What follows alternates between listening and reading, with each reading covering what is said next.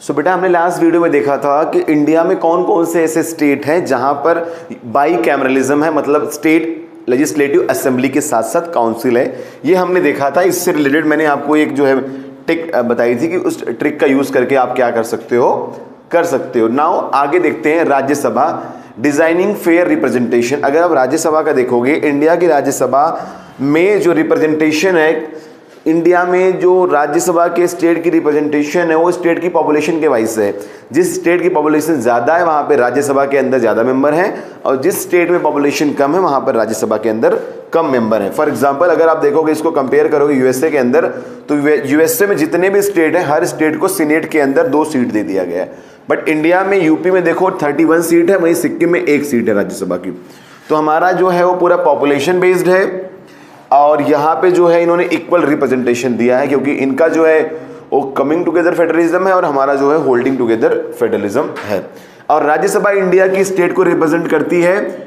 इसका election directly नहीं होता है। मेंबर का इलेक्शन जो कौन करता है, एमएलएस करते हैं लेजिस्लेटिव असेंबली के। तो इसके अंदर ये है बेटा। आगे देखते हैं पर the permanent house elections and terms. अब राज्यसभा का इलेक्शन का अगर आप टर्म देखोगे तो लोकसभा आप जानते हो कि आफ्टर 5 ईयर्स के बाद लोकसभा डिसॉल्व हो जाती है, बट राज्यसभा हमारी डिसॉल्व नहीं होती है, परमानेंट हाउस है। अब राज्यसभा के अंदर 1/3 मेंबर रिटायर होते हैं एवरी 2 ईयर में। एवरी 2 ईयर में 1/3 मेंबर रिटायर होते हैं, फिर उनका इलेक्शन होता है। तो इसीलिए क्या होता है, हमेशा यहाँ पर जो है कंटिन्यूएशन बना रहता है। पूरा एक साथ में डिसॉल्व होकर इलेक्शन नहीं होता है। आफ्टर 2 ईयर्स 1/3 मेंबर हमारे यहाँ राज्यसभा में रिटायर्ड होते रहते हैं। The Rajya Sabha is never fully dissolve. Rajya Sabha पूरी तरीके से डिसॉल्व नहीं होती है। और 12 मेंबर ऐसे होते हैं जो नॉमिनेट करते हैं प्रेसिडेंट, ऐसे लोगों को जो लिटरेचर में, साइंस में, आर्ट में, सोशल सर्विस में बहुत अच्छा करते हैं, उनको राज्यसभा का मेंबर नॉमिनेट किया जाता है।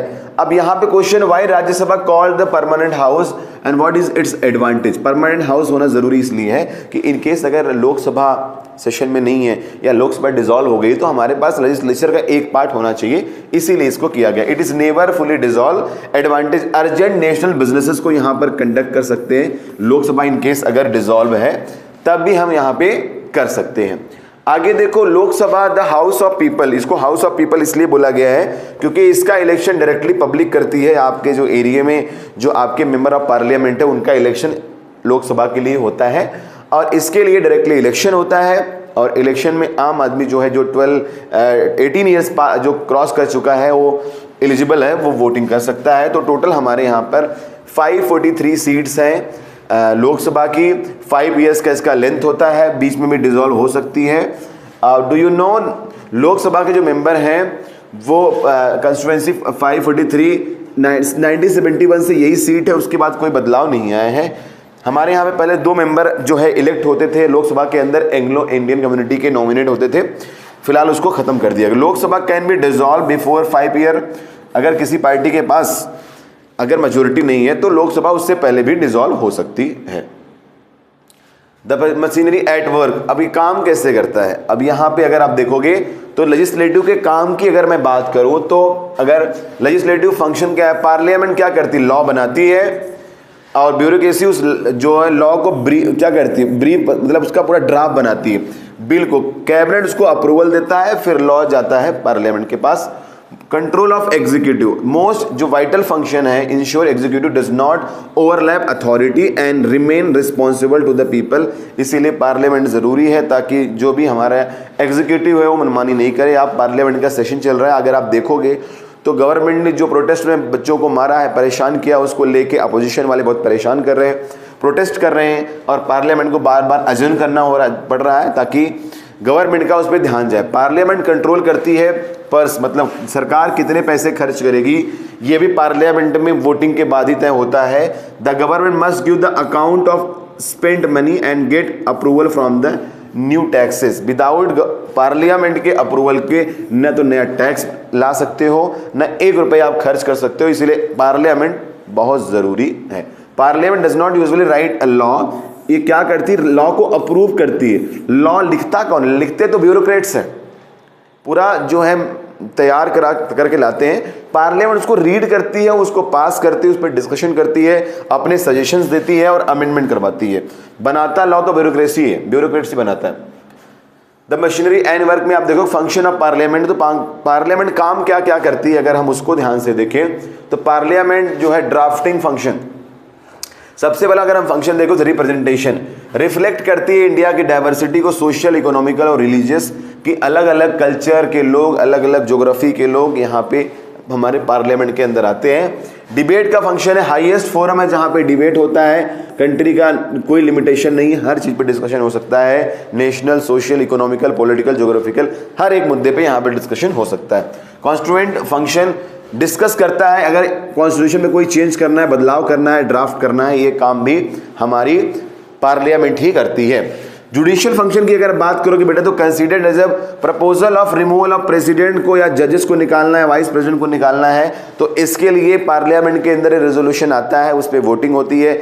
अगर वोटिंग हो गया, 2/3 मेंबर ने अप्रूव कर दिया तो प्रेसिडेंट या जज को इम्पीच भी किया जा सकता है। इलेक्टोरल फंक्शन की अगर मैंने बात करूं बच्चों तो elect the president and vice president of India, India के प्रेसिडेंट वाइस प्रेसिडेंट को इलेक्शन करने का काम भी हमारी पार्लियामेंट का है। हालांकि प्रेसिडेंट के इलेक्शन में हमारी विधानसभा भी पार्टिसिपेट करती है।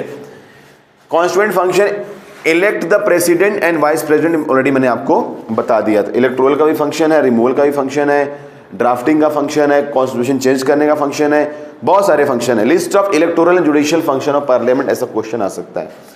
तो हमारे यहाँ पार्लियामेंट जुडिशियल फंक्शन भी करती है कि राष्ट्रपति ने सही से काम किया है या नहीं किया है।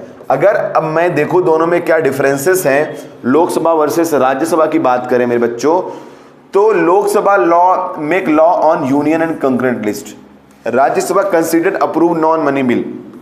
लगभग दोनों के पास सेम पावर है। मनी बिल में जो है लोकसभा के पास पावर ज्यादा है, राज्यसभा के पास कम नहीं है। एक्सक्लूसिव पावर है इंट्रोड्यूस करने का, इनेक्ट करने का मनी बिल को, किसको, लोकसभा के पास। जबकि इसमें सजेशन मनी बिल में दे सकती है राज्यसभा, लेकिन राज्यसभा ज्यादा देर तक मनी बिल को रोक नहीं सकती है। मनी बिल वो बिल होता है जो फाइनेंस से रिलेटेड होता है, पैसे वैसे से रिलेटेड होता है, और ये टैक्स हो गया, फाइनेंस, पैसे से रिलेटेड होता है, इसीलिए इसमें ज्यादा पावर लोकसभा को दिया गया, क्योंकि ये अर्जेंट मैटर होता है। राज्यसभा में इसको अगर रोका जाएगा तो दिक्कत होगी। कई बार ऐसा होता है कि लोकसभा में तो जो सरकार होती है उसकी मेजोरिटी होती है, लेकिन राज्यसभा में नहीं होती है। तो जो अर्जेंट मैटर है वहां पर जो है राज्यसभा को ये वाला काम नहीं दिया गया। एग्जीक्यूटिव कंट्रोल करती है एग्जीक्यूटिव को वाया नो कॉन्फिडेंस मोशन। अगर किसी की राज्यसभा में मेजोरिटी नहीं है सरकार की तो कोई दिक्कत नहीं है, लेकिन आपके पास लोकसभा में मेजोरिटी होनी चाहिए। अगर आपके लोकसभा में मेजोरिटी है तो आपका सरकार चलेगा, नहीं है तो आपका सरकार नहीं चलेगा। Can ask question but can not remove the government. यहाँ पे गवर्नमेंट की अगर मेजोरिटी है या नहीं है, यहाँ पे सरकार से सवाल पूछ सकती है राज्यसभा, बट सरकार को हटा नहीं सकती है। स्पेशल अगर पावर की बात करोगे तो यहाँ पर स्पेशल पावर है राज्यसभा के पास, can give union parliament power to over the state list. अगर स्टेट लिस्ट में कोई बदलाव करना है, कोई ऐसा काम है, आपने पढ़ा होगा 10th क्लास में से, central list, state list, concurrent list, अगर कोई भी स्टेट लिस्ट से सब्जेक्ट को सेंटर में लाना है या कंकरेंट में लाना है तो इसके लिए राज्यसभा का अप्रूवल बहुत जरूरी है। पावर ये शेयर करते हैं approving constitutional amendment, electing, removing the president. इन सारे मामलों में कोई भी कॉन्स्टिट्यूशनल अमेंडमेंट करना है, जजेस को निकालना है, प्रेसिडेंट को निकालना है, इन तीनों चारों केसेस में पार्लियामेंट के दोनों हाउसेस के पास लगभग सेम पावर है। एग्जाम के लिए ट्रिप याद रखो कि लॉन्ग क्वेश्चन में ऐसे क्वेश्चन आ सकते हैं, मनी बिल क्या होता है, नो कॉन्फिडेंस मोशन क्या होता है, तो इन चीजों पर आपको तैयारी अपनी अच्छी रखनी है। स्पेशल अगर पावर के राज्यसभा की, तो राज्यसभा क्या करती है, एक तरीके से जो है स्टेट के राइट्स की बात करती है, स्टेट के जो राइट्स को प्रोटेक्ट करती है। तो द स्टेट लिस्ट का ताला का चाबी इनके पास होता है। यूनियन पार्लियामेंट जो है हमारी जो लोकसभा है अपनी मनमानी नहीं कर सकती है। The first protect the power of the state, पहला काम इसका ही है। दूसरा है if the union parliament wishes to remove the matter from the state list to make a national law, the approval of Rajya Sabha is necessary. And the last one is member of Rajya Sabha technically represent either state through experience, so they often represent the political parties more। हो क्या रहा है, in general हमारे यहाँ राज्यसभा बनाई गई थी ताकि उस पर्टिकुलर स्टेट को राज्यसभा रिप्रेजेंट करे, बट आजकल हो ऐसा रहा है कि आप किसी भी राज्य से हो, आपको अगर मंत्री बनाना है, नेता बनाना है, तो जहाँ पर राज्यसभा की वैकेंसी रहेगी वहाँ से MP बना देते हैं, वहाँ पर स्टेट रिप्रेजेंट करने का जो एक्चुअल पर्पस है वो ज़्यादा अब नहीं। फॉर एग्जांपल मनमोहन सिंह जी सरदार थे, दिल्ली में रहते थे, पंजाबी थे, बट उनको 10 साल के लिए जब उनको प्रधानमंत्री थे तो उनको MP बनाना था, तो लोकसभा से तो MP बने नहीं थे वो, तो राज्यसभा से उनको MP बना दिया था आसाम से, ऐसा कर दिया था। Because Rajya Sabha is elected by state MLAs, the Constitution deliberately give them veto power to ensure the central government doesn't step states government tools। इसलिए जो है राज्यसभा को थोड़ा पावर दिया गया, क्योंकि राज्यसभा के अंदर जो MLAs है वही इलेक्ट करते हैं राज्यसभा के MP का, तो इसीलिए इनके स्टेट से रिलेटेड प्रोटेक्शन का काम जो है राज्यसभा को दिया गया है। अब देखो कि स्पेशल पावर लोकसभा क्या है, control of purse. Rajya Sabha can only discuss, सिर्फ मनी बिल को डिस्कस कर सकती है, लेकिन 14 दिन में सजेशन के लिए भेज सकती है। लोकसभा के पास अल्टीमेट पावर है, वो चाहे तो राज्यसभा के जो प्रपोजल को रिजेक्ट भी कर सकती है।